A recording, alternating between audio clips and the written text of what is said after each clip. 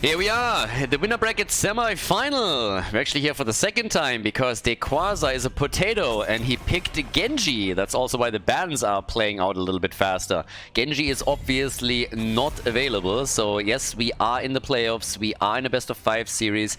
It is the winner bracket semi-final and the Circus Clowns and Team WOH are facing off against each other. Bans are kicking in quickly. This is the moment when Dequaza decided, guys, Genji is open, I'm picking Genji. And obviously that hero is completely banned, so they had to restart the draft, and now it's going to be Zul.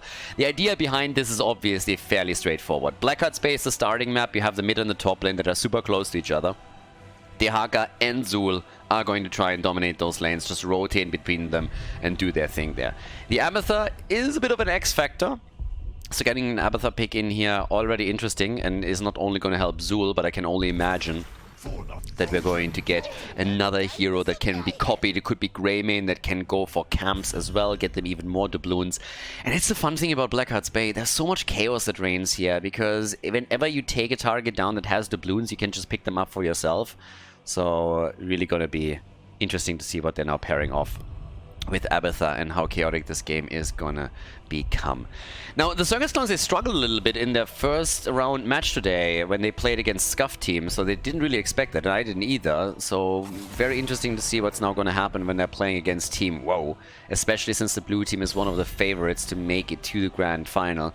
So we'll see if they can pull it off now or not.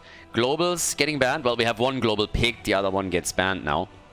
Once again, also a big shout out to the people that are supporting all of this on Patreon. I said it before and I say it again, we have a €2,000 prize pool for this tournament, and the entire tournament would not be possible without people supporting the channel over on patreon.com/Khaldor.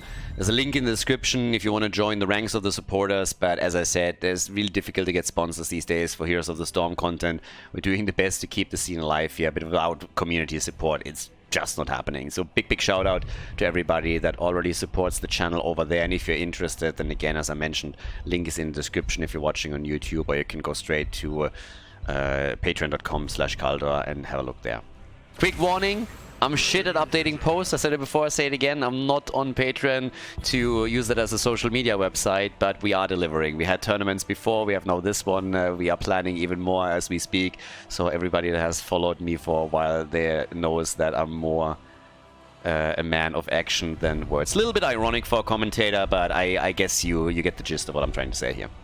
What they're trying to do, on the other hand, is Cassia and Tyrael now. So we got Tyrael with Abathur, which is also going to be interesting. Uther, Jaina on the other side. So we got our support. We have a bit more stuns available for them now.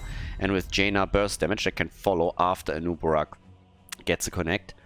I honestly like what the Circus Clowns are playing here, but I love the Abathur pick. I'm always a fan of the Slug. I still think that Blizzard should rebalance him a little bit and give him a new ult that's called Bitch Slap, where if you hit someone from behind, you insta-kill him, or you just drop 50% of their hit points, something like that. It would create a whole new universe. So many more strategies. Medivh Abathur would be a thing of nightmares. And we're getting Kharazim. Okay, I like that too, because Abathur with a symbiote on top of Kharazim is always kind of fun. So that sets the stage. Game number 1. We are starting the winner bracket semi-final here. Let's see which team can take the first victory here in Blackheart's Bay. Game number 1, Team WOH against the Circus Clowns. On the left side, on Blackheart's Bay, we got Dequaza playing Zul, Dino on Cassia, Masquerade with Tyrael, Banana on Kharazim, and Ultralisk on Abathur for the Ultra Slap. To the right side, the Circus Clowns with Death Knight on Uther. We have Lauba on Anubarak, Swamgrotta on the Arca, Skok on Junkrat, and Jira is playing Jaina. And I mean Gia, not Jira. So, party time.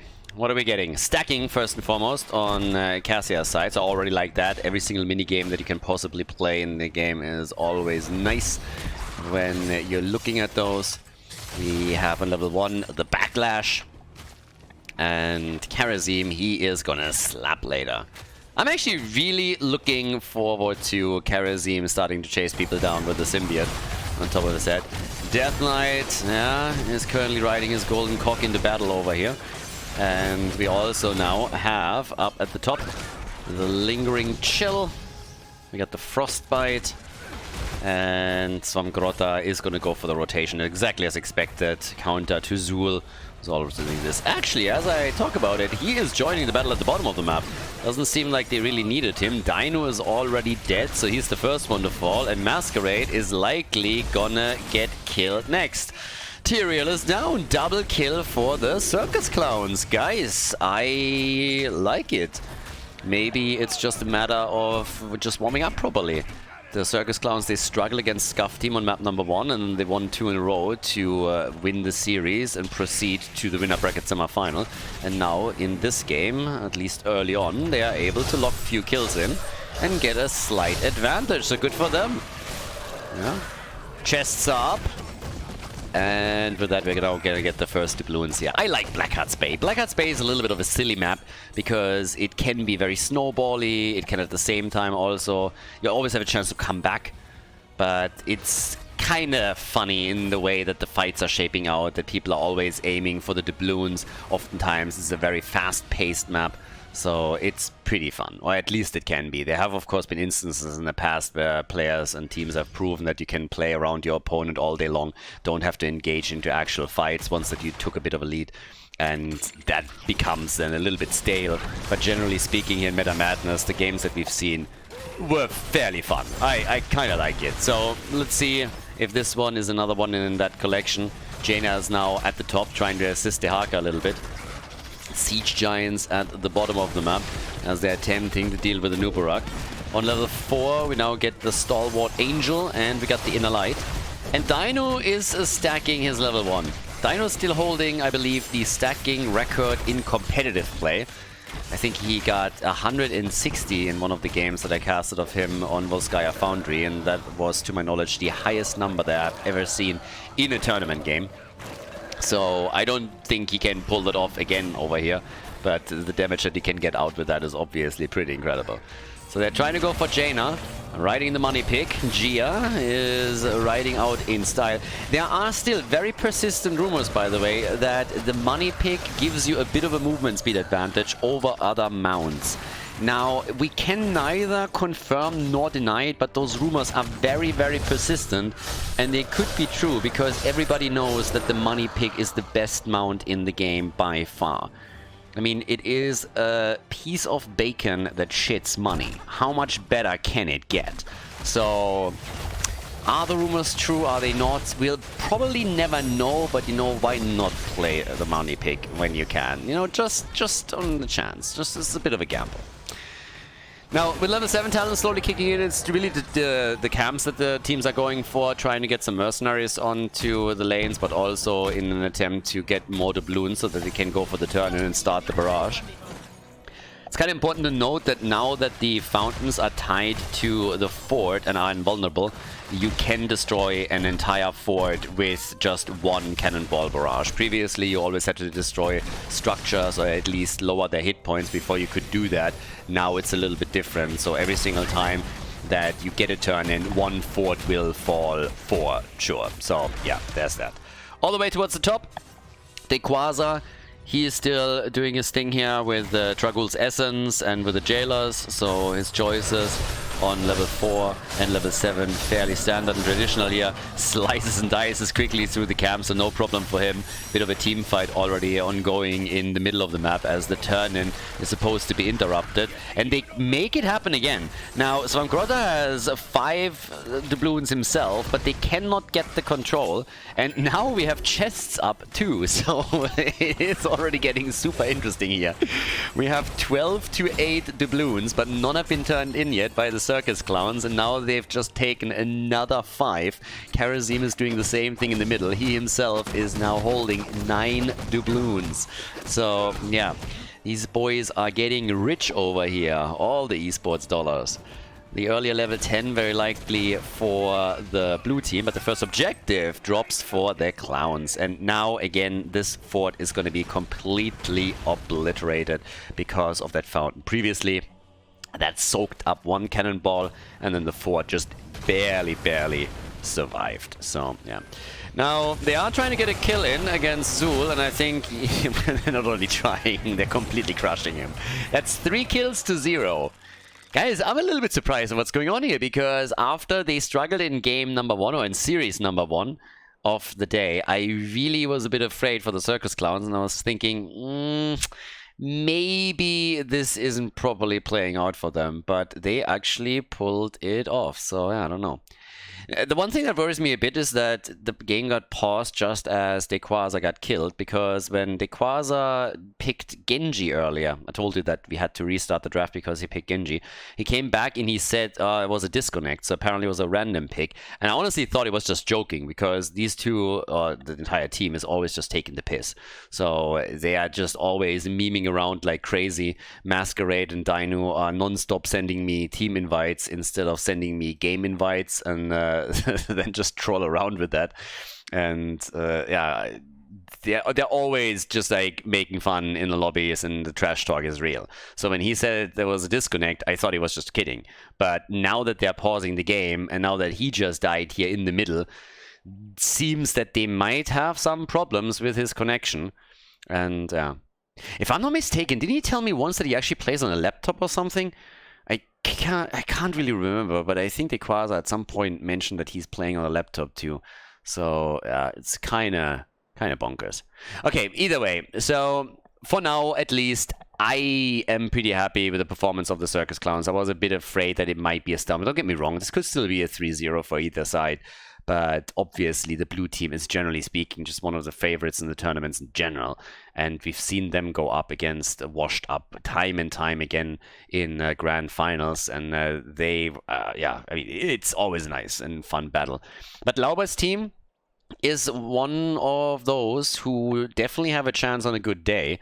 It just seemed earlier that they were not on a good day. Scuff team did a great job just being aggressive and playing some comps that they might not have expected, but it's always a little bit tricky to really tell, okay, like how far does that go as the games continue. And now we have 3 kills to 0, and still a bit of a leading experience for the blue team, simply because they have Abathar here too, but this could go either way. Now, there's a scaling effect as well, especially with Cassia, but then again, you also have some quest talents for Uther, for Anuparak, and more importantly for Jaina.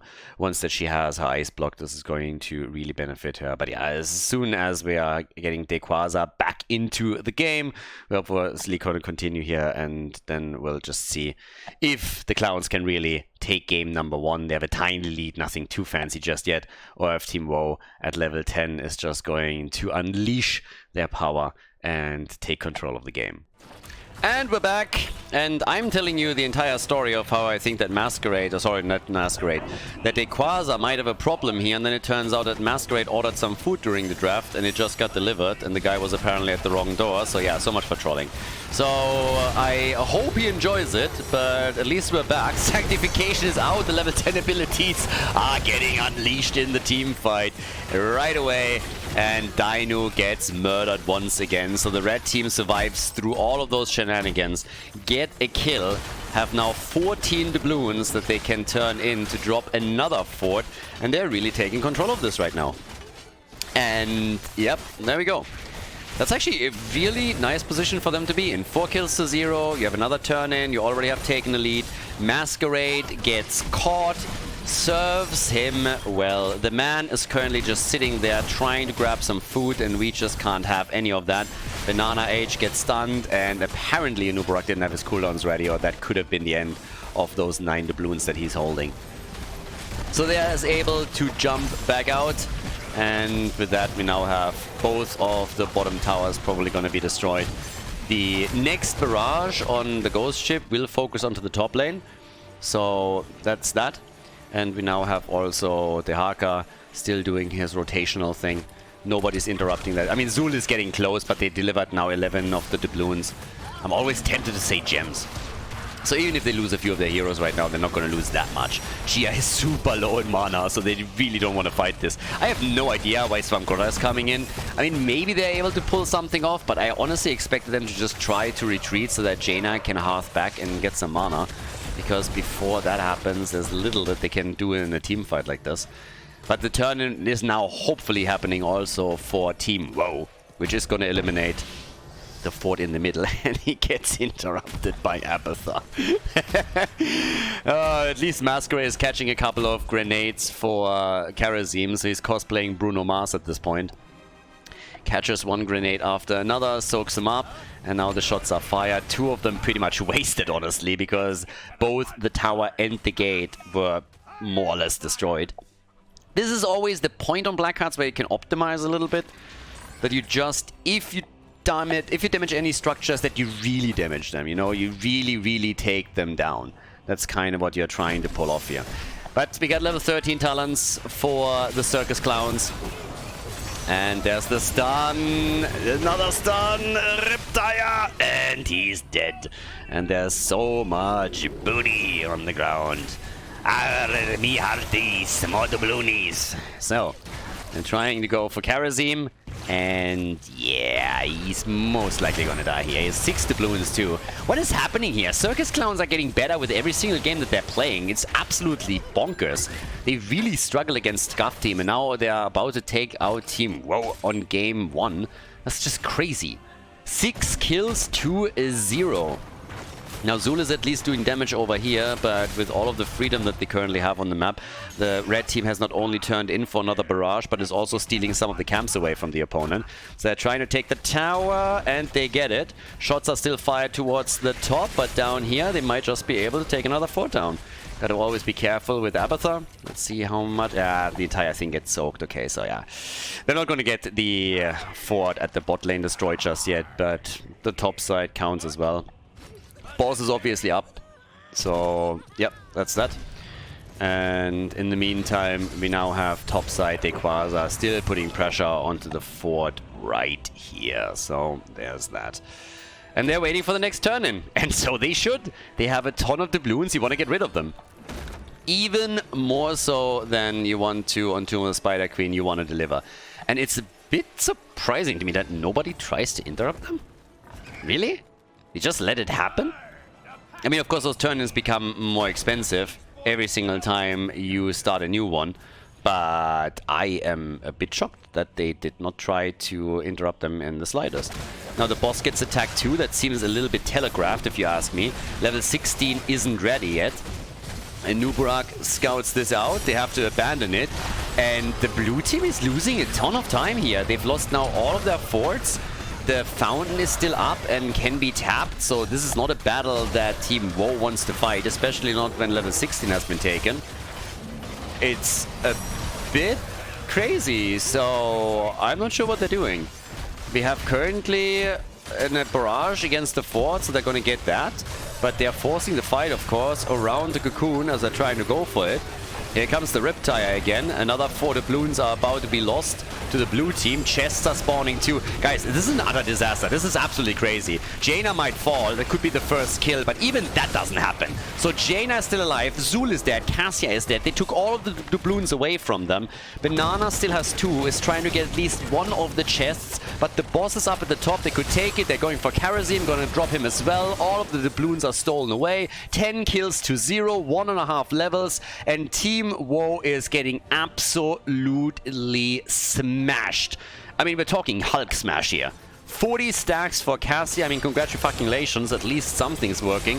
But that said, they have 22. They already got 3 turn-ins. And now they get another one. Like, what? And it's going to drop the mid-keep. They're going to lose the mid-keep now. And the only thing that really surprises me is that they didn't go for the boss as well. They're getting absolute destroyed. Another camp taken. They still have 7 doubloons on Junkrat and Jaina. And I'm at a loss for words here. As I said before, Team WOH is one of the favorites to win the entire event. And they're getting crushed. Here comes another attack. Stun, stun, stun, stun, stun. Damage, damage, damage, damage, damage, dead. That's what's happening here. 1 down, 2 down, 3 down. They're killing everything. They're killing absolutely everything. 13 kills to 0. Get wrecked. And they seem to be going for core. Now, always a little bit skeptical with core moves when there's an Abath on the other side, but this is just looking too good. They could have gone for the boss, they could have gone for another turn, and they decided against that. They just tried to end the game as quickly as possible. 10 seconds until Zul is back. Abathar, he can do some work here, but not enough, and this is just looking absolutely fantastic for the Circus Clowns. I'm heavily impressed by this. They stepped it up so much from the round of 8. Uther goes down, but obviously they're going to win this here. Nicely done. Are they? Don't tell me! Oh, that was close. Calculated. Calculated victory by the Circus Clowns. Before we head into game number 2, make sure that you subscribe to the channel if you haven't done it yet so you don't miss out on any future content here on Khaldor TV. Infernal Shrines, let's go! We got Team WOH against the Circus Clowns. And well, clowny as they are, they changed the sides. Honestly, it's my mistake. I was sitting there just talking to chat, prepping my overlays, getting everything sorted, and I thought, you know what, these guys have been around for years. There's some people here that played in HGC. They've been playing tons and tons of tournaments with me. They know that they have to stay on the same sides in a game. These are the most experienced players that we have in the game. But yep, jokes on me. Of course, these jokers switched sides and we went into overlays again. It's just like, at some point I'm going to start docking them prize money. At least the newbies, the new teams, they have an excuse. They can say like, well, we haven't really played in a tournament like this. We don't know how it works. So I get that. But seriously, massive slap right there. Anyways, Circus Clowns on the left. I know it's a bit confusing, but that's what it is. But they're on the lead. And I have to admit, it surprised me a little bit how clean that victory was. Now, to be fair, towards the end, it got dicey for just a second. Now, you can argue that it was very well calculated and it was just pitch perfect, but it looked for a moment as if they just would fall short of taking the core down. Now, if that happens and Abathar starts repairing the core, you might actually lose that game because you threw it in that attempt to end it early. Worked out for them. Now that we're heading into the second game, that means that the 10 heroes that were played in the previous game are also unavailable, so 32 heroes are banned for this series. Varian comes in as a first pick, and I gotta imagine that Team WOH is now looking at this and saying like, alright guys, we gotta step it up a bit. We gotta try and make something happen here. White main and false stat. So they got a birdie for Infernal Shrines. They have a global. And yeah, it was pretty surprising to me how clean their victory was. And a bit concerning how much trouble the Team WOH had. So they go Sonya, Chromie variant. It's a really good rotation and a nice start into the draft. A fantastic backbone to build on. But they have to coordinate this a bit better. I can... maybe right now they're just, you know, fully awake and they needed a game to start things up with. But I can only believe that there's a couple of the players on their side now that are saying, okay boys, like, no trolling around anymore, let's go, let's make this a thing. Because if you lose now and you're 0-2 in the best of 5, have fun trying to pull a reverse sweep off. Not impossible, but insanely difficult to do. Ana gets banned, you don't want to have the nano boosted Chromie. Don't want to deal with that. And what is Team WOH getting rid of? What are they trying to take away here?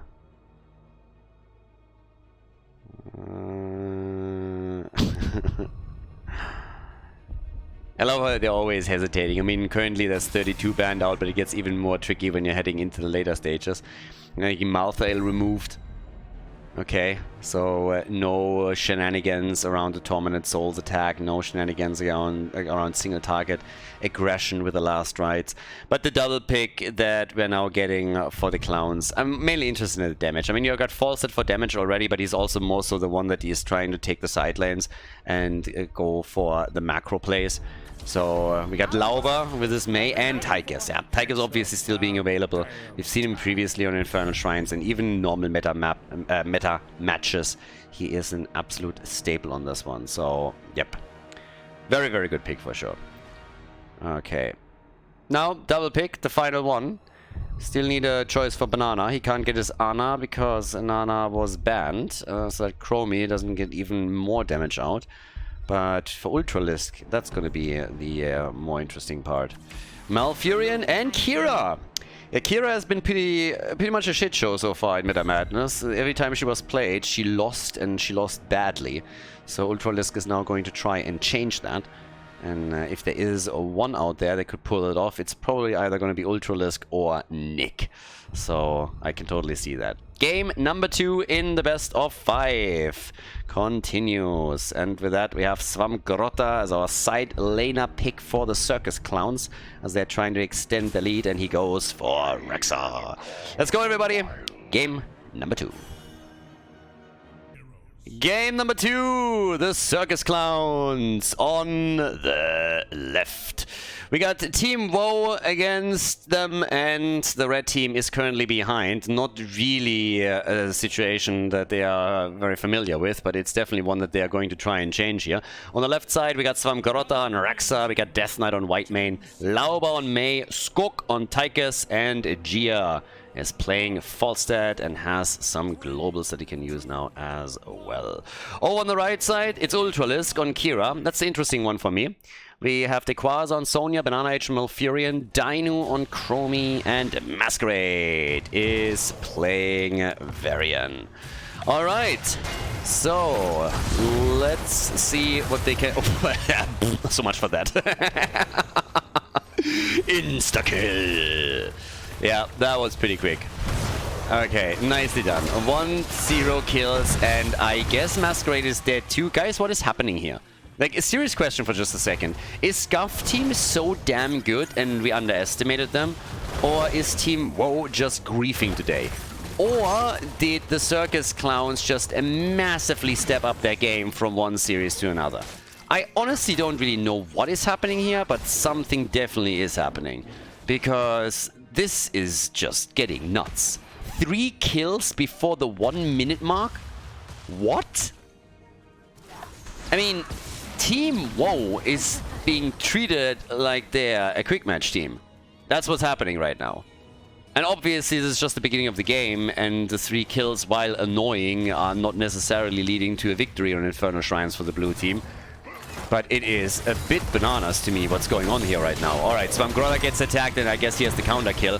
So they get one. All the aggression that we saw from them is still working out against Chromie at least. So they trade kills. The blue team seems like they have to let the camp go after all.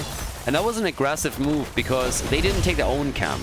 Here comes Kira. Whee! The most fun thing about Kira, that she can just swing around like that. But yeah, it's a bit bonkers at this point. 5 kills to 2. Level 4 is in, and Jesus. This is really a weird series. I mean, I love it, don't get me wrong. I really like this. A lot of people obviously came in immediately and saying like, oh, Team WoW is gonna take this with a 3-0, no problem. And they very quickly learned differently. So at best they're going to make this a 3-1 victory if they turn this game here around. But I love the aggression that we're seeing from the Circus Clowns, and also the confidence with which they're going into these team fights. And it's really working for them. But it is still early in the game, so it's a little bit too early to tell if this is going to continue throughout level 10 abilities. Camps at least get claimed topside for both teams. We have the Shamans attacked, and the first shrine is now slowly starting to activate at the bottom of the map. So yeah, another one to definitely pay attention to and see how this is going to play out now. Who gets objective number 1? Initially I would have said, yes, blue team will lock in an early level 7. It should give them the lead here, but now that the gap has been, I mean, not closed, but really diminished, I don't think that's necessarily going to be the case. So yeah, with that, we now have attacks coming through. Spin to win from Sonya, and they're starting to take this. Mei at the front, doing her best to not only be annoying and unkillable, but also zone them and slow them down. And besides the side laner, Kira at the top going up against Falstad, we have everybody else down here at the bottom of the map. Another stun against Sonya. Falstad flying in. They want this one. They definitely do. Doesn't really hit hard though, and Tychus barely makes it out. The birdie is there. and they have 20 to 20. It's going to be a close call. Level 7 talents, they are a little bit faster here. Kira is still at the top. It's a 5 versus 4 with the talent advantage for the Circus clowns, and they are starting to take the lead on this one. The taunt is in, and Mei is dead.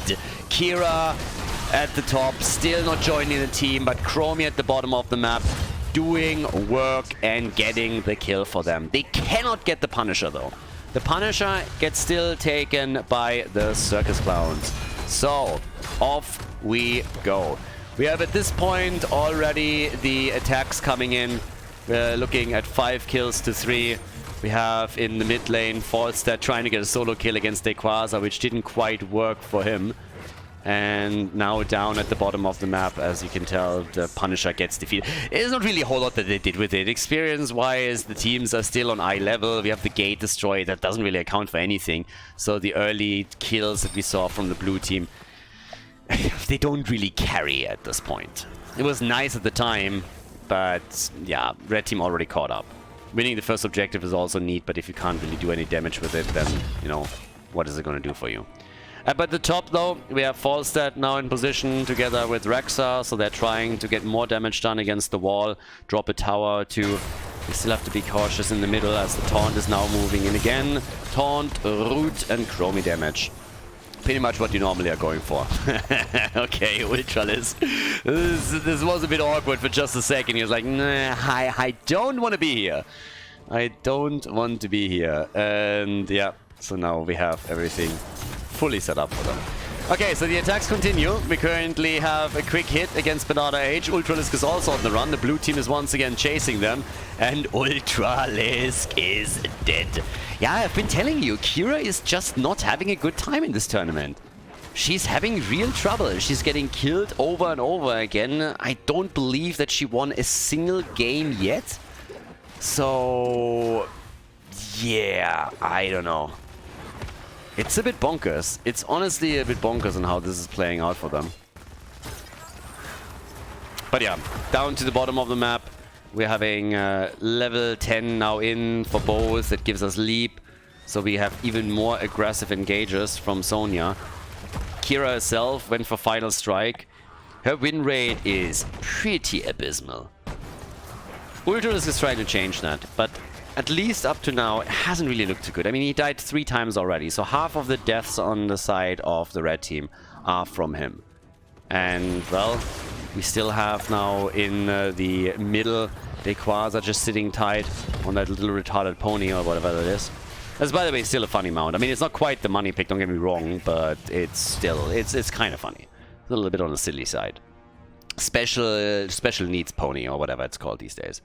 So at the top we have the next wave pushing through, and it gets caught quite quickly to get the extra XP also for the red team. They're chasing down here in the middle a bit though, and we might have another kill. Chromie with the ult, shrines are activating. The taunt, and there it is. Tyker's down, and the chase is really starting to come through as Death Knight is also getting attacked. Kira pushing the ult out, but can't lock a second kill in for them. They have the 5 versus 4 lead on the map though. Tigers will be back for the objective just in time, and thanks to Odin they should be able to do pretty decent on the shrine itself. But of course these little kills are worth quite a bit. Leap had to be sacrificed. The problem is really that a lot of the ults got used by Team WoW. That's the problem.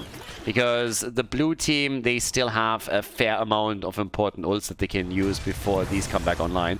But that only is the case if you are playing with a full deck, and apparently Rexxar doesn't. So he's down, and that puts them again at a numbers disadvantage. And therefore, this is going to be the easiest Punisher of Sonya's life. So she comes in, stays completely solo on the shrine, is going to take this one, and that means that we have a top lane that is now going to get attacked by the Punisher. And they're even setting up a bit of a trap, as Masquerade was hoping that someone on the blue team side is going to make a play for their bruiser camp. But instead, they find Mei. And yep, she gets zipped back in, and that could be the end of the tank. Good Gus to save her, and Lauber is alive. Okay, Lauber is alive, good for him. But now we have the Mortar Punisher at the top, and they're doing even more work over here. Good stuff. So, as it stands, we have level 13, the talent advantage for Team WoW. They are trying to get the fort here, and they should be able to grab this one. There's another jump, the leap, and that is that. And Sonya gets the kill. They go for Lauba, and they get another one. All right, this is looking a little bit more like the team WOH that I remember. Doesn't mean that they're now going to win the game for sure, but at least they're going to make it a bit harder for the Circus Clowns, because the Circus Clowns had a way... I mean, the first game was straightforward, and then the early game here in Infernal Shrines was fairly easy for the blue team too, but now the red team is fighting back a little bit more. Okay, this is more like it. Now we got a game on our hands. 27,000 damage for Chromie, 15,000 for Tigers. Still very close in kills, and Sonya has just taken to the bot lane again, starting to take a few more of these waves out of the camps out. And now, question of whether or not they can get another kill here, and with a good taunt, I think they can. Even the Gust couldn't prevent that from happening. Mei is dead. And that is kill number 8. So the momentum is definitely swinging in favor of the red team. They are super aggressive around this all of a sudden, and it is working. Kill after kill after kill, time and time again, the blue team finds themselves at a disadvantage in numbers. And now the bot lane is broken. Absolutely broken. Another whoa, and a swing from Ultralisk, and that is a dead white main. Now they make it look easy. I mean, now they really make it look easy. What the hell? They're picking the kills up wherever they want them. They find a hero and they go for the kill. They Quasar with the leap. Then Kira comes in shortly after. So it seems that Kira is finally having a bit of a better time. Went into the booming kicks after the pulsing pain. And at this point, Ultralisk is doing way more work. Damage numbers not quite that impressive. I mean, still behind Sonya, still behind Varian even. But chipping in a little bit more in these fights. So, yeah. Level 16.5 is in. They're going for another kill this time. They are going for Misha. Counts 2, of course. And, yeah, with that, as Sonya comes back down, she has leap, so they could try and make that work again. But, of course, now it's a proper team battle, and not just an isolated kill that they're getting here. Oh, but there's the ult. They want that fort, and they're gonna get it. The final fort is still standing for the Circus Clowns. The next one, the next shrine is spawning at the bot lane. Want to remove that as best as you can, so that there's no fountain available anymore for the blue team that they can retreat to. And from the perspective of the Clowns, they obviously were just trying to get to level 16. This is the main objective right now. Get 16, get the talent, and then you can at least fight for Punisher number 3, which is pretty much what they gotta do. So Punisher number 3 is gonna get attacked. Well, and they are again going for the aggression. Rexa's trying to feign his death. Good luck with that, my friend. Malfurion is at least dead, so the birdie got a kill. The Gust comes in too late. This is a bit of a theme right now. Gia has been trying with Gust after Gust, and a lot of them are not working out for him. Now Sonya is getting attacked, but they got the kill on Mei, and Whitemane is also dead. Whitemane got deaded. They Quasar made it out of the fight, and that means we are looking at 12 kills to 7.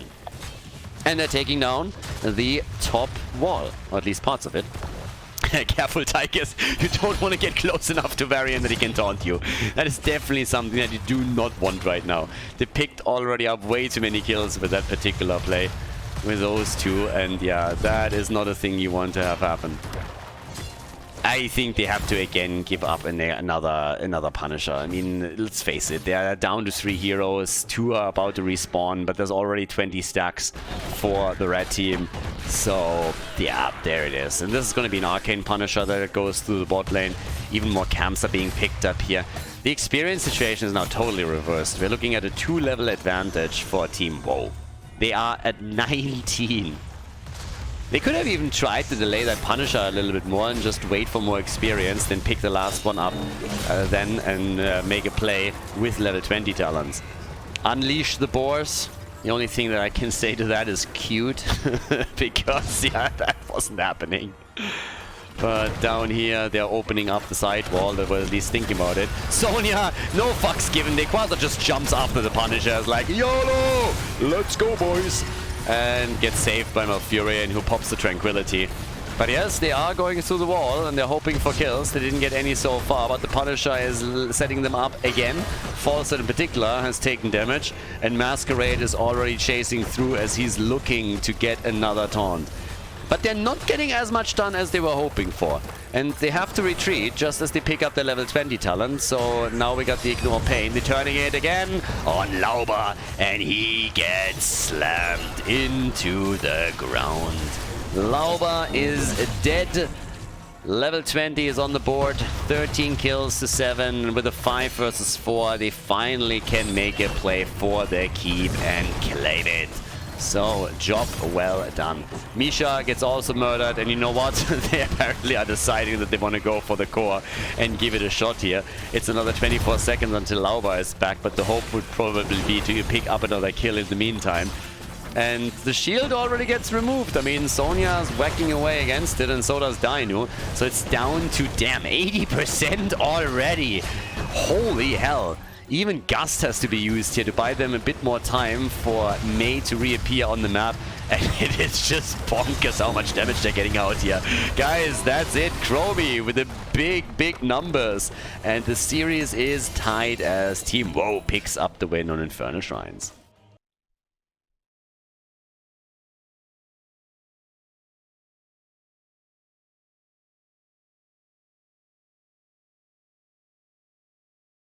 Towers of Doom, game number 3. Team WoW finally woke up, apparently. So now that we're on towers, there's of course all kinds of shenanigans that we could see here. I'm definitely here for it. We are in game number 3, which means that 42 heroes are banned. 22 pre-banned heroes, 20 heroes that were already played in either game 1 or game number 2. So we are starting to severely limit the hero pool. And since it's already a 1-1, it's guaranteed that we're having a 4th map. So of course it could go the distance and we could end up in game number 5, which would make things even more crazy. But even game 4 alone should be pretty interesting. And I can't wait. It's going to be glorious. Either way, now we're starting again with a ban on Kerrigan. Murky gets banned too. They don't want to deal with Swamgrota here. They're just sitting there saying like, yeah, that is not going to be a thing. So Swamgrota doesn't get his Murky, if he even planned on taking it. I would assume that Vikings are going to get banned as well. First they deal with Kel'Thuzad. They definitely watched some of the games that have been played by Team WoW earlier. And those Kel'Thuzad games were pretty damn good. But it's Towers of Doom, so any kind of global and big control heroes are great here. And we've seen multiple bans against the Vikings already outside of the context of Meta Madness. So I wouldn't be shocked to see them banned right at the beginning as well. Personally, I would love to see them here, but yeah, we'll figure it out. Stitches! Tanks are becoming a rarity. And now that Stitches has been banned, what's gonna be the first pick? I'm currently thinking about a few of the heroes that we've already seen here, but it's really a bit tough what they prioritize the most. Now we could see a focus on tanks instead. Or you could really just try and say, okay boys, no, they go for Stukov, they go for the healer. Okay. Also a very good choice, of course. But what's it gonna be from Team WoW? Is anybody playing Vikings here today? I think if somebody wants to play Vikings, they have most likely to pick them before we are heading into the next ban phase, because I would assume that, yeah, there they are. I love it. Vikings are taken. Glorious. I was about to say, you have to pick them now, because if you wait for the next ban phase, it's not going to be a thing. They're going to be banned out. So we get Artanis and we get the Vikings. Okay. Good shit. Gia and Skork, the next two to pick. I think this was a little bit telegraphed. You gotta know at this point that if you're not banning them out, there is a good chance that they get taken. So how do they counterplay that? We have ETC for Lauber and Illidan, my man! Illidan picks make me happy. It's really weird, but they really make me happy. He is such a cool force to reckon with during a big battle, especially once that there's a little bit more space for him to work with, and I really like it. So yeah, let's see what Illidan can do here, and also if they can maybe even assist him a little bit further. But Ophia gets banned. Yeah, we saw some really nice Ophia games previously too. Final ban. Final ban for the game. Game number 3.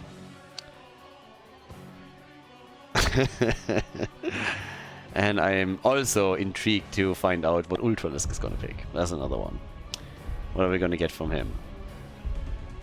But Vikings are already pretty nice here. If they can control them. Okay, Ana gets banned. Yeah, I believe that's gonna be a thing. Not all. I mean, even in normal meta, you oftentimes ban Ana, Bananas Ana. But now, in this context, you still have a couple of mages that you could pick, and then you have Ana to Nano boost. Not really something that you want to do. Okay, what else? Vikings, Kel'Thas, and Mal'Ganis. Yeah, this is exactly that. So you still have a few mages around, and then with Ana, you have that Nano boost, so you could play that card. But here comes the double pick. Okay, so the final 2 picks for the blue team, as they're now hoping to to take the lead again. They won the initial map, and now they're of course attempting to pull ahead once again, so that they have a shot at winning the series and moving on to the winner bracket final, where they would face off against a team washed up, aka washed something. Zagara, yes, Zagara and a Phoenix. Okay, Zagara and Phoenix. Very nice wave clear and also push power, of course, if you're trying to take one of those bell towers down. So that can really help them. Also interrupt potential that you have whenever somebody's trying to channel an altar. You can just get some of your summons in there, and that really helps you too. But that leaves us with the final pick. We still need a healer for Team WOH. So that's what we're going to get on the last one. Game number 3 incoming with Deckard Cain for the red team. Here we are. Team WOH against the Circus Clowns on Towers of Doom. Game number 3. The best of 5 series continues with Towers of Doom. Which team will pull ahead? We have Death Knight on Stukov, Gia on Zagara, Skok on Phoenix, Swamgrota with my man Illidan, and Lauber on ETC. On the right side, it's Dequaza on the Vikings. It's already going to be super interesting here. We have a Dainu on Artanis, Banana H on Deckard Cain, Ultralisk on Kel'Thas, and Masquerade is playing Mal'Ganis in game number 3 as the teams are trying to pull ahead here. With level 1, we're getting the Arsenal Synergy now for the Circus Clowns, and an Olaf focus with the first talent for the Vikings, Olaf the Stout. Kel'Thas obviously with the Mana Addict, trying to get a couple more of his shield globes together, whereas for Artanis it is the reactive parry. But yeah, here we go. A little bit of vision already granted by Zagara and the Creep Tumors, as the red team is going for the big boy swap against Death Knight, and he is very much alone in the opponent's backline. That's not really where Stukov wants to be, so that's a quick first kill for the blue team, red team. Yeah, I told them they have to keep the sides now. So Lauber, he gets attacked, Gravity lapses in, and the follow-up is immediate. So Lauber is dead. Still counts, didn't die first, but he died in the first minute. The B-steps are also working out for them. Now with Illidan, of course, it's the late game where he really excels. And now we're looking over at the red team. I gotta say, the one thing that they're missing a little bit is a reliable stun. They don't have a whole lot. Now they got the sleep. They also have on 16 Olaf that can stun targets out. That will help. And follow-ups with the Gravity Lapse and maybe also Deckard Cain. But if that's going to help them as the game continues is a different question. It definitely helps them now. I mean, Artanis dies, but well, he just does what he does best. We still get them killing another hero, so Phoenix is gone, which means now it is a 3-1 kills. Masquerade himself gets also attacked, and he might actually be in trouble here. Nah, I'm just kidding. Just put the Resident Sleeper on and then retreats. It's a little bit of a sleeper duo that they have here. And they played this before, Deckard Cain and Mal'Ganis, so just putting everybody to sleep, and it's a total snorefest. Level 4 talents are already ready for them. That gives us the potion of shielding. We're getting Eric the Swift over here, and the Netherwind with Kel'Thas getting caught, gets the Gravity Lapse out and is able to escape, but it definitely became a bit dangerous for a moment here for our boy Ultralisk for Kel'Thas. But okay, so right now it continues. We're having another camp being targeted by the two teams. And in this case, Mal'Ganis becomes the target right from the start, but we just really have problems taking him down, especially since their own heroes are dropping quickly. Phoenix in trouble and has to retreat and wait for the shield to recover a little bit. Some of the Vikings have also started to help out. And Mal'Ganis just doesn't die. They try over and over again to get the Masquerade, but they just can't drop him, so they start to focus on Dino a little bit. But even that seems like it's not going to work out for them. And with the triple altar phase now happening, this is where the Vikings are really going to shine. If the Quasar plays this well, he should be able to interrupt a lot on the top left while easily claiming the top right. And yeah, that's what he is going to do. The first channel has already happened. Down here at the bottom of the map, similar picture. Banana Age is channeling it through. And top side, Phoenix is chasing. He just missed the hit. Just missed the hit. But it's a 2-for-1 trade in their favor. Realistically, they wouldn't have been able to do anything else. The only thing that you can really hope for in this situation is to delay your opponent's channel a bit. But that's more or less that. So with that, it's also on level 4, the envenomed spines that we're getting. We have Illidan up at the top, went again for the Hunter's Onslaught. Can also deal with the camps if he really wants to. We have Skork trying to rotate over and help out a bit, but down at the bottom the pumpkins have spawned again, so both of the teams are making a move for their own camp. We got the spin to win for the Vikings at this point. And they are invading again. And they're invading in time. So they're able to go and force a fight around the camp. The blue team might still take it. It's level 7 versus level 7, but it's another opportunity to maybe get a kill for team. Whoa. And they barely miss out on it. It's actually Kel'Thas that for a second is in danger. Zagara getting swapped, and she doesn't like that at all. That hit point pool is not big enough to get swapped into a fight like this. Eric, yeah, he's not making it. Good old Eric. Committing the Sudoku. Full on YOLO for him. But yeah. Now, we got the Unbound, so at this point you get the second charge after hitting the heroes. And this is going to happen eventually against the Vikings one way or another. Finally a kill against Mal'Ganis, so the blue team is getting a bit more aggressive and is starting to do damage at the bot lane. With the help of Zagara, they're of course also hoping to take more of the structures down. That's a fairly nice opening into the game. The Vikings are just doing their thing, taking control of 2 lanes, having a bit of an assist at the bot lane too.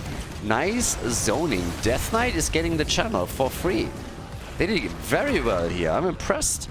Mal'Ganis missing was the linchpin here, but nobody was able to sneak past and just interrupt and buy him some time. Now instead they're trying to go for Zagara, and if the gravity lapse, as soon as it hit, it was pretty much over for her. Her hit point pool is just nowhere near where it has to be in order to sustain through that damage. So yeah, job well done. Dino is still trying to swap it over and out, but can't really. And generally, the red team is doing also a very decent job controlling these tumors. I mean, they have a lot of abilities that will reveal and take them down, so they do exactly that. Level 10 is already in their hands, and that gives us the Suppression Pulse again. Also a nice tool against Illidan, of course. And on top of that, we get the Phoenix, and we get the Carrion Swarm. Vikings, obviously, with the play again. We have seen one Viking longboat in the group stage, though. That was the summoning game, where they went for all the transformation. Tacita transformation, Alexstrasza transformation, Tychus transformation, Viking transformation. I can't really remember who the last pick was. It might have been Abatha, actually. But yeah, it was really fun. Some of those group stage matches were just incredible. Another swap as they're trying to go for Phoenix. Ooh, the warp interrupted! And that is a kill. They had to pull everything out to get it, but they did. Job well done. That interrupt was fantastic. Putting Phoenix to sleep just as he wanted to warp out was definitely the key to lock this kill in. Now they're trying to also steal the camp, and Lauber finds out about it, but he can't do anything. He's very much alone. So there's nobody that's going to assist him here. We got the Maw for Zagara, but more importantly, we got Illidan with the Hunt. So, yeah. And shots are getting fired again. It is once more the Viking team that pulls ahead, and they're also pushing the bot lane. trying to do some work here as they're attacking the bell tower. Quest completed for Khaldor, so he has a shield. He's obviously going to continue to do that to increase the pool. But not too bad. And yes, down to the bottom of the map. It's camp after camp. It's a little bit of a Mukama early game now, or mid game I want to say. The early game was a bit more explosive. We saw a lot of kills, especially right at the start. But currently the teams are just trying to play this out a little bit slower. Vikings want to get into the late game, of course. Zagara wants to spread her creep and get a bit more control. Illidan is trying to also hit late game, so he has a bit more power. And ideally also get on into some territories where he can use his... Yeah, where he can abuse distance of safety. If they get a bell tower conversion, for example, that would be the dream for him. So, yeah. He's sitting at 9 stacks on the level 7, so he's still working on that too. Everybody's just waiting for power spikes. Illidan with a hunt straight onto Khaldor. Yeah, Mosh Pit already being used. Ultralisk! And he gets away! Oh, so I thought. Or not. I mean, that barely nibbled on him, but that's a kill. And now they're gonna get another one, don't they? Dainu is dead. Dainu turns into Die Now. And, well, that's level 13 for the Circus Clowns. They're impressing today. I like it. They're a little bit clowning around here at times, or at least that's what it feels like, but it's awesome that they can bring the fight to Team WoW in the way that they do. And it's 4 kills to 5 now, and they are gonna lock in another altar, and that means they're drawing even for the second time against their opponents. The shots are fired, and the core goes down to 28 points. Whereas we're still seeing Eric rushing around. A little bit of action down at the bottom of the map. Masquerade also has to be careful. I mean, there's roaches everywhere, there's hydras everywhere. You really, really need to get the exterminators into this game, because there is just... there's insects everywhere. Especially the roach is absolutely disgusting. Look at that roach. That's the big roach, and it's dead too. I said it before and I'll say it again. Whenever Zagara is getting hit by a gravity lapse and exposed to damage for that duration, it's gonna be the end of her. She just doesn't have the survivability. It's just not there. Shots fired again. Illidan completed his level 7, which is nice for him, and it's good synergy also with the Battered Assault on level 1. So they can start to unleash him, and yes, here it is again. Going straight into the Khaldor's kill with the hunt. The follow-up was there, but they get a kill too. So it's again a trade. Phoenix down, but so is Khaldor's. Illidan in the back is doing work, and I'm really curious how much of that he can still pull off once we have level 16 for Olaf and he gets the stun. Because once that's the case, there is another good tool against Svampgrota. Right now he's doing well, but yeah, with the Olaf stun coming in on the next talent, it could change. It could definitely change. Now we're going to have a triple altar phase coming up next. Looking at the damage output, 24,000 for Artanis, top damage on the team. Good for Dino. 27,000 for Zagara. And Illidan is also at 23,000. It's actually pretty respectable what he has currently. Yep, and there it is, level 16. So now we really have to watch these team fights a little bit, because Illidan hasn't died yet, but with a large and in charge for Olaf, that could now change. First, ETC died. That's the first thing. And that exposes the bell tower, and that is bad news as the objective gets announced, because if they convert it now, that would be perfect timing. Just as you have 3 altars, you are taking that, and yes, they claim it. So, bam! 5 bell towers to 3. Illidan is trying to take the top, and he's getting close, but not quite. One shot fired with the pumpkins. Illidan with the blades of Azeroth. He has to retreat, and 2 of those altars are definitely going to be taken now by Team WoW, which means that's 10 shots fired. 10 shots off their core. They're down to 13 points against 25 as the 3 hitting the red team's core. So a pretty significant lead now taken simply by claiming the bell tower at the perfect moment in time and then getting a double altar out of it. Really liking it. Again the attack coming through here. Another mosh pit, and Phoenix is down. Phoenix is dead. The blue team starting to struggle a bit more on this. Lauber also low. They kill Artanis, but Lauber dies too. So 2-for-1 trade. Illidan Resident Sleeper setup. He is trying to get some kills in, but keep in mind that they could try and turn it on him once again, especially with the help of Olaf. As long as they maintain that bell tower control, they're also in an absolute dominant position. And let's not forget about the experience lead that they have. It's not an entire level, but it's still good enough to maintain a really nice buffer. And that buffer is going to become important around level 20. And as long as they're holding on to the bottom bell tower, it's all fine. Illidan is obviously going to try and retake the top. And if anything has been proven during the times of HGC by Rich, it is that Illidan is not only fantastic in team fights, but also when you leave him alone on structures, he takes them down very quickly and efficiently. Talking about taking things down quickly. Stukov! Yeah, Stukov got taken down, so he is dead. And in this case, we now have Illidan jumping in again. Good salvo, potentially. But look at Illidan. That's the problem. Now the CCs are hitting too hard. Masquerade is just going through them with his fell claws like a bunny on speed or crack. It's kind of crazy. He still dies at the end, but it was worth it for them because they got the superior kill numbers. So they still maintain the 5 bell towers. The Vikings are already channeling at the top right, which means 5 shots fired, they go down into the single digits. And since it's only a 3-man defense, it could be that they're getting this one too. The Quasar's already working around it. And Lauba is trying to interrupt him, and he's just there in time, but it means that he's missing in the middle. Vikings are pushing out the bot lane once again. There's no pumpkins there though. They haven't still taken this. Illidan is about to be back. Oh, the swamp, the gravity lamps. It is beautiful. What a synergy again. And he dances alone. ETC, he didn't shower this morning. Nobody's getting close to him. That was a beautiful kill though. Nice. Big shove, baby. Big shove. Death Knight with the big boy plays, and now they're following it up with the second kill as they take down Deckard Cain. Kel'Thas is on the run. He's employing the French defense here with success, I might add.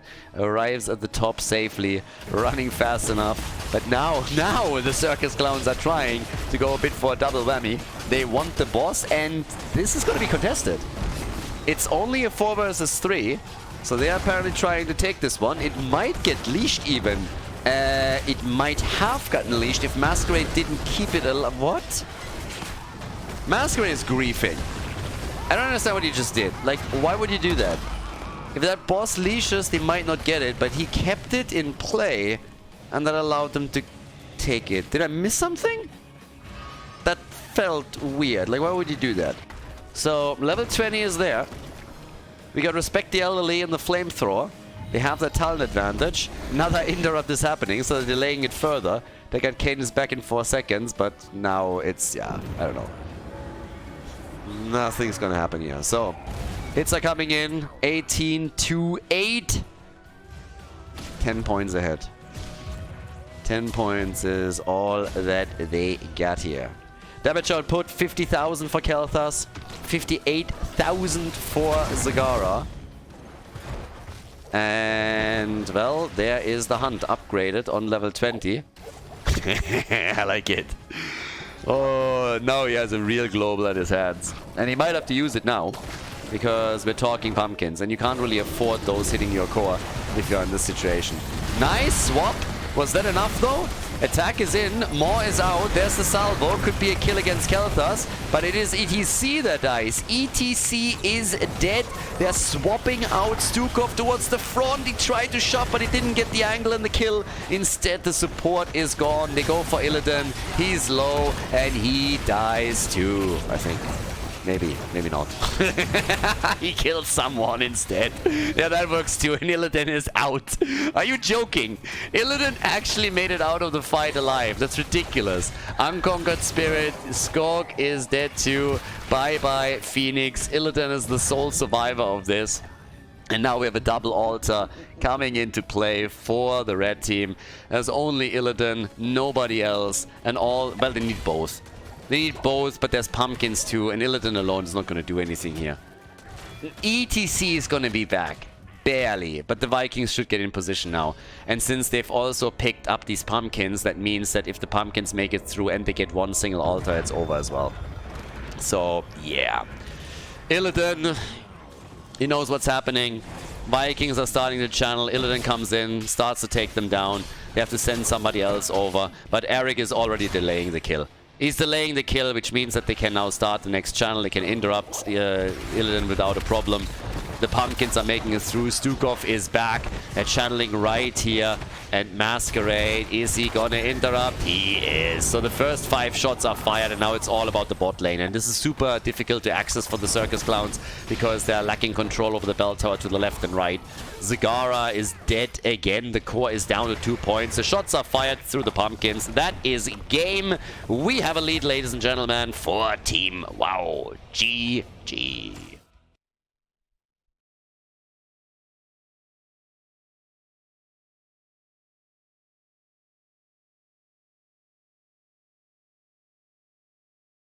Game number 4, Alterac Pass.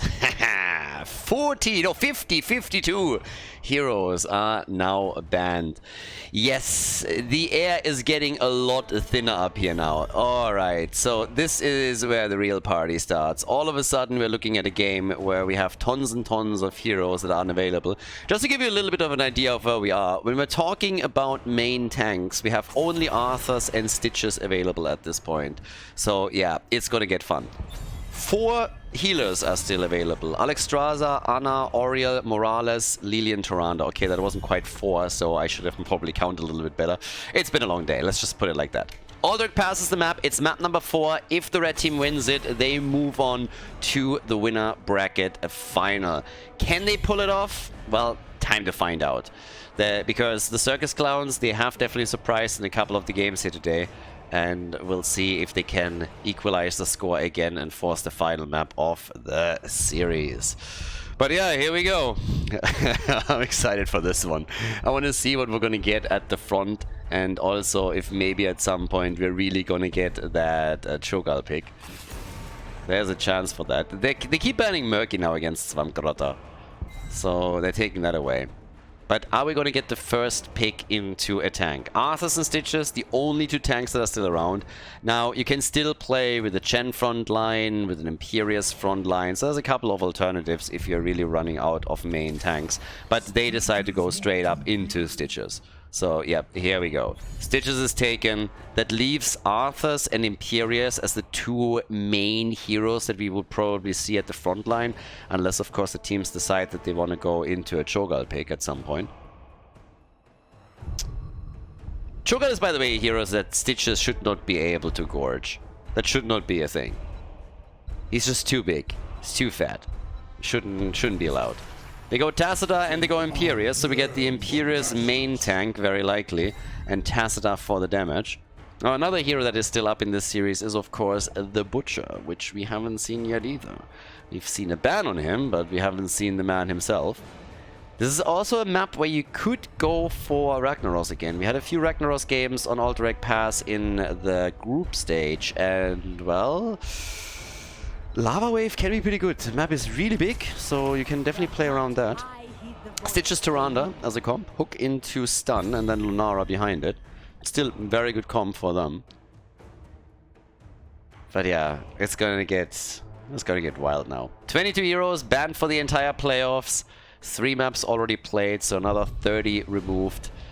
And with only 90 heroes in the hero pool, those missing 52, they definitely hurt. For sure. So Alterac gets banned as well. I mean, the bans alone are already wild. You get an Alterac ban, you get a Murky ban, Kel'Thuzad gets banned now. This is the second time that they're banning him against Dino. But he went for Tacita instead. Now, Anna is up. You would go up against the nano boosted Tacita if you don't ban her. Always assuming that Banana claims her. And this is likely going to be the outcome here. So Tacita Imperious, Anna would work well with Tacita at least. So the double pick for Team WoW. We get Samuro, okay. And we get Anna. Bananas Anna is always bananas, so that's why a lot of teams ban Anna against Banana, but not so in this one. No. Banana actually picked Anna. So Samuro for side lane pressure. Tacita gonna be nano boosted. And the final 2 picks now for the Circus Clowns. In what could very well be the final map of the series. It all depends on the performance of the blue team, because this is match point number 1 for Team WoW. There's our Ragnaros pick. Could go into Sulfuros, of course, with what they're trying to do here. Stitch's hook, Tyrande stun, Wolf from Thrall, and then Ragnaros comes in. And the final pick is the final remaining tank. It is Arthur's. Let's go, everybody. Map number 4 in the winner bracket semi-final of the Meta Madness playoffs between Team WoW and the Circus Clowns. Game number 4, the Clowns against Team WoW. Svamgrotta on Ragnaros, Death Knight playing Tyrande, Skok on Lunara, Gia on Thrall, and Lauber on Stitches. The right side of the map, the red team with match point number 1. We get Dequaza playing Arthurs, so going for a side laner here. Dino and Tacita, Banana Nana, Masquerade on Imperius, and Ultralisk with Samuro. The meatball build is being played. Yeah, so they're going for the Swedish variation right now. And on level 1, we also got the Impaling Light. Isn't an Impaling Light just a laser? Sounds pretty much like it. Or like a lightsaber or something. Either way, Svamgrotta has a problem because Tacita is building a wall, a fantastic wall. It's the best wall. Everybody said so. And he died. It was sad. Alright, so there we go. Tacita builds a wall, and that's the end of Ragnaros. He didn't get out of it. So the top lane is completely isolated, and that is a lot of structural damage right from the start. I mean, this couldn't have gone any better for Team WoW. Not only do they get the surprise attack against Ragnaros in the kill, but then they can follow it up by taking one of the towers down. Great start. I mean, that's awesome. Especially since there was nobody else in the top lane that could have dealt with them earlier. The structural damage obviously is already pretty sweet. Now they can also go towards the right side and take one of the gnoll camps here and just play around that. But yeah, well done. So good opening for them. Nothing too insane, obviously, in the bigger scheme of things, but it's definitely a nice start into all of this. Gia is doing a good job against Ultralisk at the bottom of the map, though, so nicely done. Whereas in the middle, Arthurs is now playing against Stitches. It's kind of fun for me personally to see Arthur so much because he was one of the heroes that was introduced with the Alpha already. So back in the day when we played Alpha and Beta and had the first tournaments running, he was played a lot. A lot with Kerrigan in particular, since both of them had Envenom on level 7, and you could go for some sneaky combos with that. So it was a very, very popular way to draft. But in this case now, we have him finally back to business, more so because there were no other tanks left, so at some point you gotta make a decision what you want to go for, right? But yes, they got the electric fence now, we got the Frostwolf pack, and the hooks, they keep coming. The only question is really if eventually Lauber is going to land a few that they can then immediately translate into kills with a good stun follow-up. So yeah, that would be pretty sweet, obviously. It's always that X factor, that one thing that you can try and pull off to turn any game around, even if you're way behind. If Stitches lands that one murder hook, then it can still be a big win. Down to the bottom of the map, a little bit of a back and forth play with Svamgrotta diving out. The walls are absolutely on point. Hey, du kommst hier nicht rein. And they even save Masquerade. Well, do they? No, they don't. But they nearly did. Ragnaros, nice. I like that a lot, that he came in with the trade and definitely rained down hell on them. That was pretty sexy. Getting the kill on Imperius, that was pretty good. So yeah, nicely done by Svamgrotta. Really good job. Paying off for them fully. Top side, Samuro still trying to hack away at Bambi. So Bambi is still hopping out, trying to survive here, and Gia already made his way back towards the top on his money pick. Best mount in the game. Hell yeah. The owl flying around, and we got a Dino and Banana just trying to go for the camp here. Obviously, it's still one of the most important ones on the map, not only because there are not really a whole lot of camps if you ignore the boss for just a second. But this one is hitting, and it's hitting hard. So, yep. Now, with that, we have still Dequaza was a bit of a beast there, as it seems. That can't have been a serious attempt to half back to home. Not gonna be a thing. So there's another wall. Nicely done. Good utility from Tassadar. Svamgrotta's in trouble on Ragnaros and likely gonna fall now. He's dead. The first one to die. Good helping hand, but Tyrande, she dies too. So that's a double kill for Team. Whoa. Well done. 4 kills to 1 in total. And boy, they're getting another one, aren't they? Lauber with the Devour. Oh, and Dino from the side. More damage against Stitches, and that was just enough to take him down. They're trying for the objective. Dominant early game by Team. Whoa. They can lock in an advantage here. Might even be able to get the entire thing, but even just those 10 seconds that they're currently holding on to are totally worth it. Ana has to be careful that she doesn't overstay her welcome here and gets taken down, but instead they're just trapping Svamgrotta again, and he's about to die again. Gets hit and dies. He just revived. He came, he saw, and he died again. Veni, Vidi, BG. So, that's a dead Ragnaros. He's spending more time in Nexus than on the map at this point. Masquerade might... Well, he actually survives too. These walls from Dino are absolutely insane. I mean, honestly, if the Donald is ever running out of good contractors, he should give Dino a call, because these things are on point. Nobody gets through those walls. Have you seen that? Not only being used for aggressive moves against heroes, but at the same time also utilizes safe allies. Dino is a master builder. I had no idea. I mean, I've seen some of his masturbating plays, but I've never seen the master builder one, so I'm very heavily impressed by him here. Good damage too, so nicely done. We now have level 10 for them, and it's a massive lead. I mean, they're 2 levels ahead here. The level 10 ability is only one symptom of that. We have an easy play for Stitches maybe again. Where's that wall? Where's that wall? Where's that wall? No wall. No wall over here. Ah, Sag. But again, they got heroics, they got the objective, they're taking the top fort out. Stitches is dead, he's gone. Masquerade, finally a kill against the red team.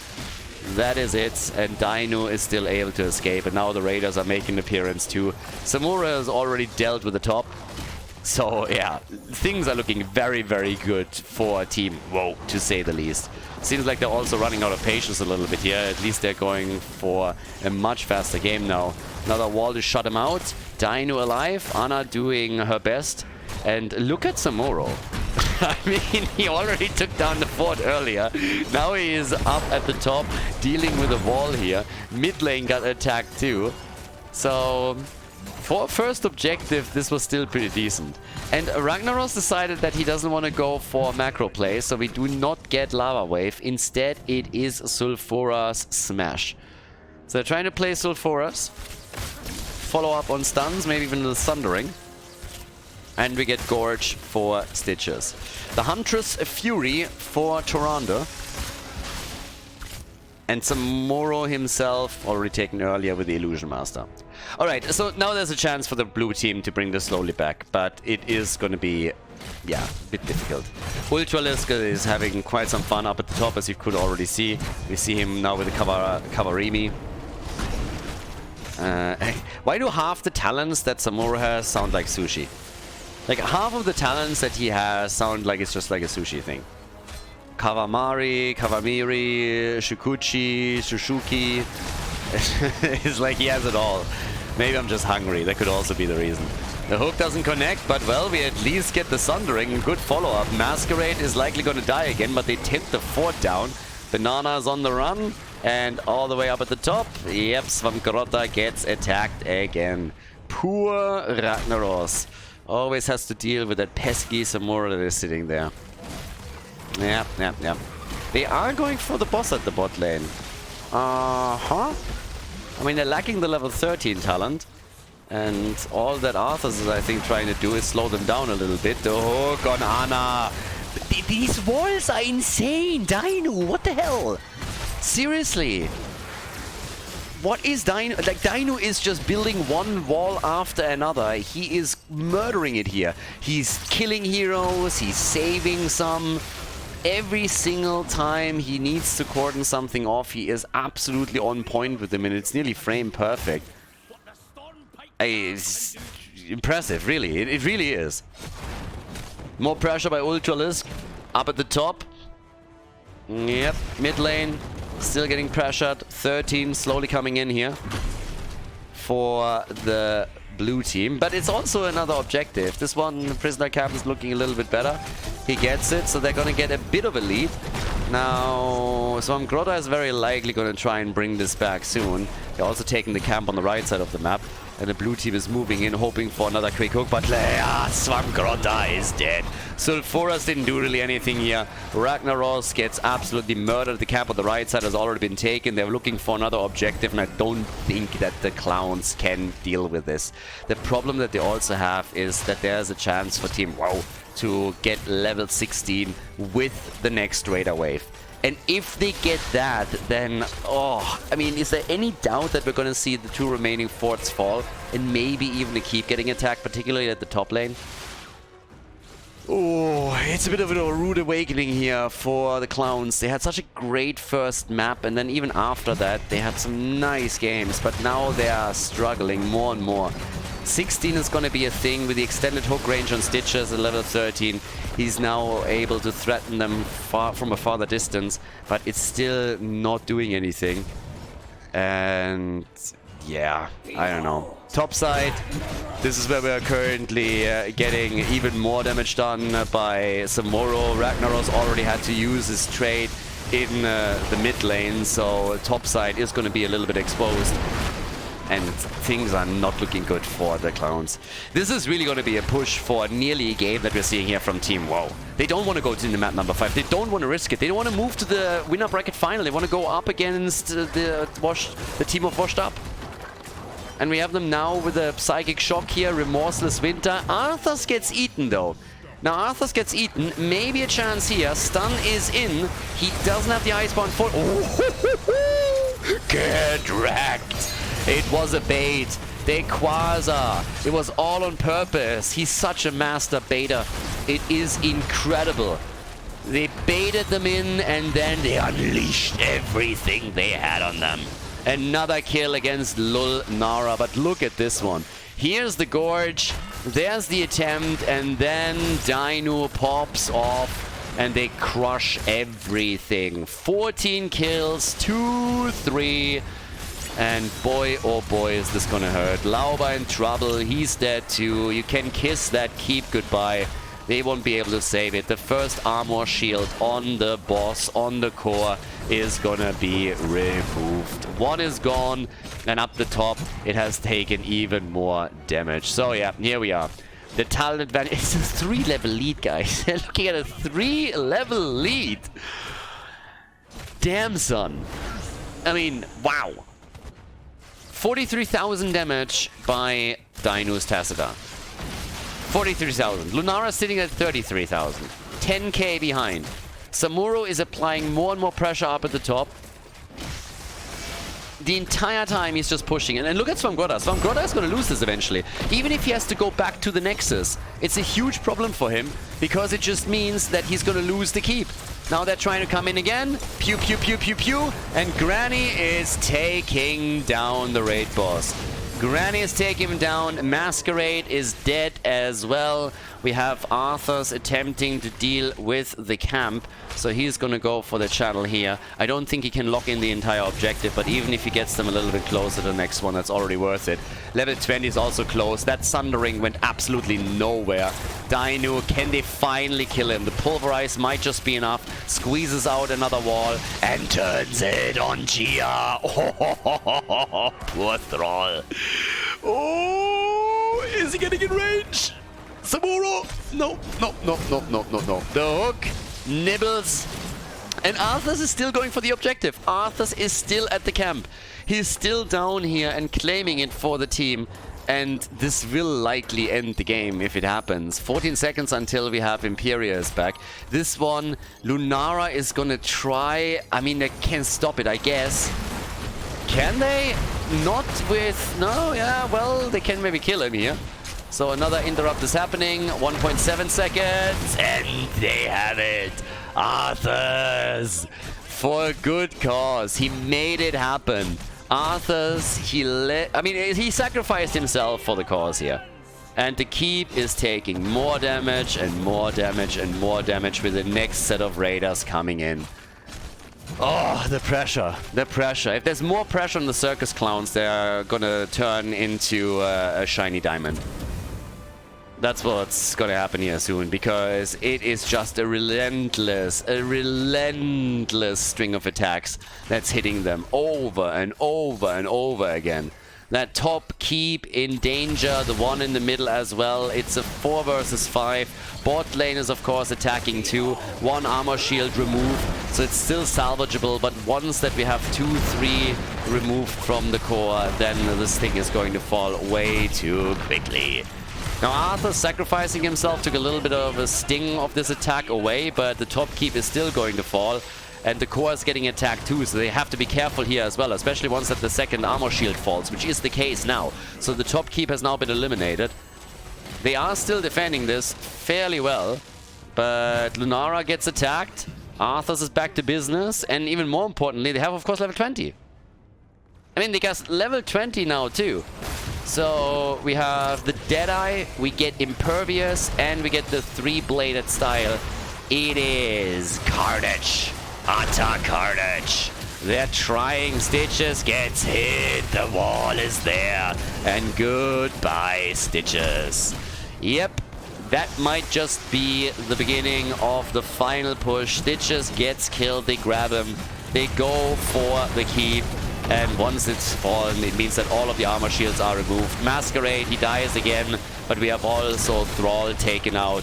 Lunara is on the run. Ragnaros is already dead. And this, ladies and gentlemen, is gonna be it. There's absolutely no doubt anymore who's going to win the 4th map in this series. Alterac Pass is gonna be claimed by Team WoW. They're gonna move on. They're gonna move on. Lunara gets killed. It's a 5-man team wipe. As we have Team WoW moving on to the winner bracket final, where they will face off against Washed Up, aka Washed Something. It's gonna be an epic battle that we're gonna see, but congratulations to the red team for a well-played series and a well-deserved victory here on Alterac Pass. GG, well played.